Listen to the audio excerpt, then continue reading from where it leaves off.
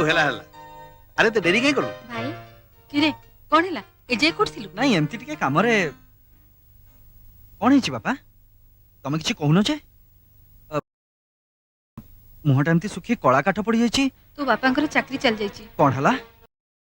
ତମ ଭଳି ଜଣେ ସଚ୍ଚୋଟ ନିଷ୍ଠାପର ଲୋକକୁ ଚାକିରିରୁ ବାହାର କରି ଦିଆଯାଇଛି। ଠିକ ଅଛି, ମୁଁ ବି ଦେଖିବି ତା ଚାକିରିଟା କେମିତି ରହିବ। ଆରେ ଲୋକନାଥ ସ୍ୱାଇଁ ଜଣେ ସାଧାରଣ ହାବିଲଦାର ହେଇପାରେ, ହେଲେ ତା ପୁଅ ଅଜୟ ସ୍ୱାଇଁ ଜଣେ ଇନ୍ସପେକ୍ଟର। ହେଲେ ବାପା ତମର ଭୁଲ କଣ ଥିଲା? ତମେ ଅଧଘଣ୍ଟେ ଲେଟରେ ଗଲ ତ? ହଁ, ତମକୁ କହିଲା ଟୋପିଟା ବଙ୍କା କାହିଁକି ହେଇଛି? ହଁ, ସାର୍ଟର ବୋତାମ କାହିଁକି ଦିଆ ହେଇନି? ହଁ, ଜୋତା ପଲିସ କାହିଁକି ହେଇନି? ଏଇଆ ତ? ହେଲେ ତୁ ଏ କଥା କେମିତି ଜାଣିଲୁ? ସେ ଇନ୍ସପେକ୍ଟର ଆଉ କେହି ନୁହେଁ, ତମ ପୁଅ ଅଜୟ। ଆରେ ତୁ ସେଇ ଅଫିସର? ଛାଡ଼ିଲ ଛାଡ, ମୁଁ ତ